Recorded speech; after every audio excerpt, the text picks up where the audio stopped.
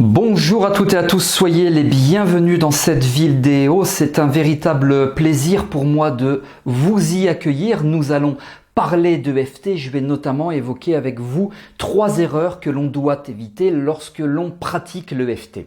Cette vidéo est donc destinée à des hypnothérapeutes, hypnopraticiens, psychologues, sophrologues, praticiens en PNL, praticiens en EMDR et aussi praticiens en EFT. Qui suis-je? Je suis David Vigneron, je suis infirmier diplômé d'État, formateur en EFT et également formateur en hypnose. Vous avez la possibilité de me suivre sur cette chaîne YouTube et donc de vous abonner à cette chaîne. Pour cela, cliquez sur le bouton qui est juste ici et également activez la cloche de notification tout simplement pour être informé lorsque je sors une nouvelle vidéo. Je vous précise également que vous avez tout à fait la possibilité de me poser des questions, de réagir, d'interagir, de me partager vos réactions par rapport à cette vidéo. Pour cela, vous avez la partie commentaires qui vous est proposée, c'est tout à fait libre, juste sous cette vidéo et je réponds aux commentaires moi-même, c'est pas quelqu'un d'autre qui répond, donc sans intermédiaire. Donc 3 erreurs à éviter lorsque vous pratiquez l'EFT. La première erreur, c'est de vouloir aller trop vite et de ne pas être attentif au rythme du consultant. Vouloir aller trop vite. Parce que on pense, et à juste titre, que l'EFT c'est magique, que l'EFT ça va vite, que l'EFT permet de travailler sur beaucoup de problématiques d'une façon irréversible, c'est-à-dire que l'efficacité est durable. Tout cela c'est vrai, pour autant c'est pas magique dans le sens où je claque des doigts et je tapote 3 fois et en 3 minutes le problème est totalement réglé pour toute la vie. Quand on est praticien en EFT, il y a quand même un rythme à respecter, il y a des procédures, protocoles, techniques, méthodes ou tout ce que vous voulez, bien entendu, à respecter. Si vous pratiquez l'hypnose ou la sophrologie, vous savez précisément de quoi je parle. Donc, attention de ne pas aller trop vite en se disant nous praticiens EFT dans notre tête, c'est super, je vois que le consultant va beaucoup mieux, etc. Et en fait, on ne recueille pas les informations nécessaires et suffisantes pour être certain ou certaine que dans la tête de votre consultant, ça avance aussi vite que votre rythme en fait, que ça avance aussi vite que peut-être vous le pensez ou vous l'espérez ou même vous le croyez parfois, voire souvent. Alors moi je vais vous donner cette petite anecdote, c'est une jeune fille qui vient me voir il y a quelques années de cela maintenant et qui s'est fait violer. Alors c'est dramatique, elle était enfant, elle s'est fait violer, elle vient me voir à l'âge, je sais plus, 20-25 ans, dans ces eaux-là. Et donc voilà, au début c'est un petit peu compliqué parce qu'elle ne m'exprime pas clairement le motif de consultation. Quand on est sur un stress post-traumatique, donc des souvenirs traumatiques, c'est un petit peu compliqué de dire voilà monsieur, je viens vous voir parce que je me suis fait violer. Évidemment, on peut le comprendre, on peut l'imaginer en tout cas. Et dans l'anamnèse, je lui dis quelles sont les prises en charge que vous avez déjà effectuées par rapport à ce viol. Donc il y a eu des psychologues, psychiatres, des professionnels de santé, et puis il y a eu également une psychologue qui pratiquait l'EFT. Je lui dis pourquoi venir me voir si vous avez déjà été voir quelqu'un qui pratique l'EFT, qui est extraordinaire l'EFT. Manifestement, c'est que ça n'a pas fonctionné. Et elle me dit oui, ça n'a pas fonctionné parce que ça a été très très vite et moi j'ai pas eu le temps. Et c'est-à-dire qu'elle m'a demandé d'emblée de fermer les yeux, de tapoter. Tout ça sur la première séance et de revivre le viol. Alors, je vais pas rentrer dans les détails du viol parce que c'était vraiment, en plus, il y avait plusieurs mecs, etc. Je vais pas rentrer dans tout ça, c'était absolument compliqué, évidemment, bien sûr, on n'accompagne pas qu'il y ait des choses faciles et rigolotes, sans ça on ferait pas d'EFT. Et elle me dit donc d'emblée, j'ai dû fermer les yeux et puis revivre le viol, etc. Ce qui était tout à fait impossible pour moi dans la mesure où j'étais pas prête. Alors, je vous passe ces détails, évidemment. Elle me l'a pas exprimé aussi clairement, je pourrais dire, et aussi rapidement que cela. Je synthétise le tout. Mais je lui dis, mais comment vous avez fait alors? Puisqu'à un moment donné, elle vous dit fermez vos yeux et puis concentrez-vous sur le viol, vous revivez la scène comme si vous y étiez 10, 15, 20 ans auparavant. Et elle me dit, c'est très simple, tant mieux pour moi et heureusement, juste dehors donc en dehors du cabinet de cette praticienne, il y avait des travaux et notamment des marteaux piqueurs. Eh bien, j'ai pu me déconnecter complètement de ce que elle me disait et puis j'ai pu me focaliser complètement sur l'auditif, en l'occurrence sur le bruit des marteaux piqueurs. Et à la fin, j'ai fait mon chèque, j'ai dit que c'était réglé, je suis parti et dans ma tête, je savais très bien que je n'y retournerai jamais et j'ai entendu parler de vous, etc. Et donc c'est comme ça qu'elle est venue me contacter. Donc attention de pas aller, qu'elle est venue me consulter, donc elle m'a contacté auparavant. Donc attention de pas aller trop vite, veillez à travailler en fonction du rythme du consultant. Pour cela, il y a des techniques bien entendu, hein. Et moi je crois que c'est vraiment quelque chose de vraiment fondamental. Hein, parce que en plus là on est quand même sur une problématique de stress post-traumatique. Moi, pour vous donner un ordre d'idée, cette personne, cette jeune fille, je l'ai accompagnée durant 4 ou 5 séances. Hein, ça s'est pas fait en 20 minutes ou d'emblée fermez les yeux, revivez le viol. Moi j'ai une approche totalement différente. Deuxième erreur à éviter, ça serait au moment où il y a une exacerbation émotionnelle en termes de libération émotionnelle, ça tombe bien, EFT, technique de libération émotionnelle, eh bien, ça peut être effectivement impressionnant pour les praticiens, les praticiennes que nous sommes, ou que vous serez peut-être un jour, en tout cas je vous le souhaite. Ça serait de dire, bah voilà, vous pleurez, vous tremblez, vous tétanisez, vous respirez très fort, vous êtes dans un flashback, etc. Stop, on fuit l'émotion et on arrête tout. Non, parce que justement, ce qui caractérise l'efficacité d'une prise en charge en EFT, c'est notamment cette fameuse libération émotionnelle.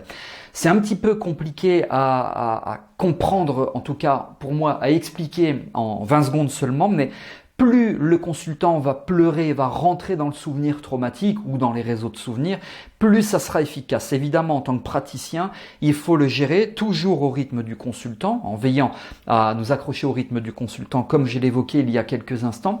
Donc, toutes ces libérations émotionnelles qui parfois peuvent être, j'utilise un terme volontairement fort pour que vous compreniez bien, peuvent être violentes, il faut savoir les gérer. Notamment, on a des recours à des points d'urgence, vous les trouvez très facilement dans des livres ici ou là. Moi, j'utilise également d'autres méthodes puisque dans mon approche EFT, je n'utilise pas que l'EFT. Si vous avez suivi ma formation en ligne ou si vous me suivez ailleurs ici ou là ou même si vous avez suivi d'autres formations, vous voyez de quoi je veux parler quand je parle de combinaison notamment de méthodes ou de techniques. Donc, la personne, le praticien qui dirait « ça y est, vous pleurez, stop, vous vous imaginez au bord d'une plage », en clair, vous fuyez l'émotion, certainement pas. Il faut laisser le consultant dans l'émotion, aussi difficile puisse-t-elle être à vivre ou à revivre, si on parle en tout cas de souvenirs, mais c'est là que on va commencer à être efficace. C'est l'efficacité qui va se définir par cette libération émotionnelle que l'on doit être capable de gérer. Donc, première erreur, aller trop vite et donc ne pas aller au rythme du consultant. Deuxième erreur, aider le consultant à fuir l'émotion quand celle-ci devient vraiment importante ou difficile à gérer en termes de libération émotionnelle. Et puis, je vais passer à la troisième erreur. Je vous précise que vous avez la possibilité de suivre un webinaire, une conférence en ligne, c'est tout à fait gratuit. Vous avez le lien d'inscription qui figure dans la description de cette vidéo. Il s'intitule tout simplement « Comment pratiquer l'EFT lors de vos prises en charge thérapeutiques ». Et donc, le troisième point, c'est de placer le consultant en dehors de sa prise en charge. Ça veut dire quoi? Ça veut dire que vous allez vouloir tout miser sur une seule, 2 ou 3 séances, peu importe, mais miser sur l'exclusivité d'une ou plusieurs séances. C'est-à-dire que vous allez penser que tout le travail va se faire que pendant les séances et qu'en dehors de séances. Voilà pourquoi je dis qu'il ne faut pas placer le consultant en dehors de sa prise en charge, en dehors des consultations, en dehors des séances. Vous ne donnez pas de travaux, d'exercices à réaliser pour vos consultants. Vous ne lui donnez pas, et je pense que ça va parler à certaines personnes, de prescription de tâches. Ça serait une erreur. Moi, je parle beaucoup d'éducation thérapeutique. Par exemple, lorsque je pratique l'EFT pour des personnes qui viennent me voir, il y en a beaucoup, hein, notamment pour des phobies, eh bien, je les vois 2 fois. Entre la 2e et la 3e séance, je leur donne des exercices à réaliser. Par exemple, se confronter réellement pour de vrai à une araignée. C'est assez facile, des araignées, on en trouve un peu partout. Se confronter à un anaconda, c'est effectivement un peu plus compliqué. Enfin, en général, les motifs de consultation, ce sont plutôt les araignées que les anacondas.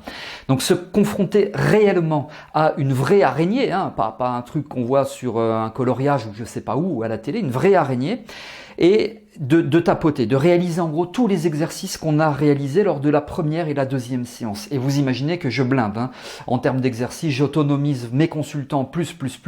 Ils ont de l'éducation thérapeutique, il y a tout ça. Et entre la deuxième et la troisième séance, donc je fixe, enfin à l'issue plutôt de la deuxième séance, je fixe un rendez-vous pour une troisième séance et je leur dis voilà, il y a 9 chances sur 10 pour que ça aille beaucoup mieux grâce aux exercices que vous allez réaliser, donc entre la fin de la deuxième séance et la troisième séance. Et donc si ça va mieux, quand ça ira mieux, vous m'appelez et vous annulez le troisième rendez-vous.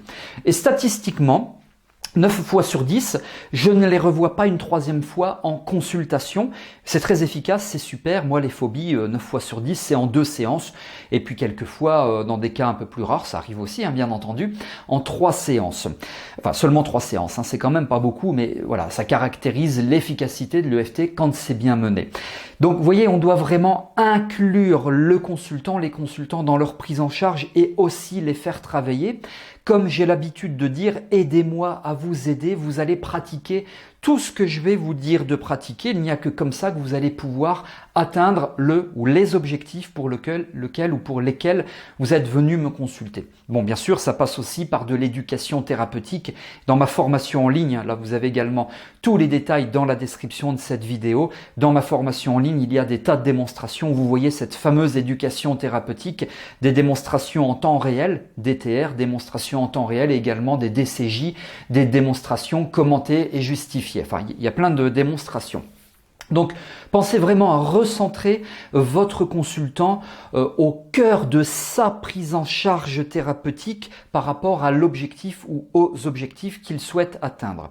Donc, si je résume les 3 erreurs à éviter, la première erreur, ça serait de vouloir aller trop vite et donc de ne pas respecter le rythme de vos consultants.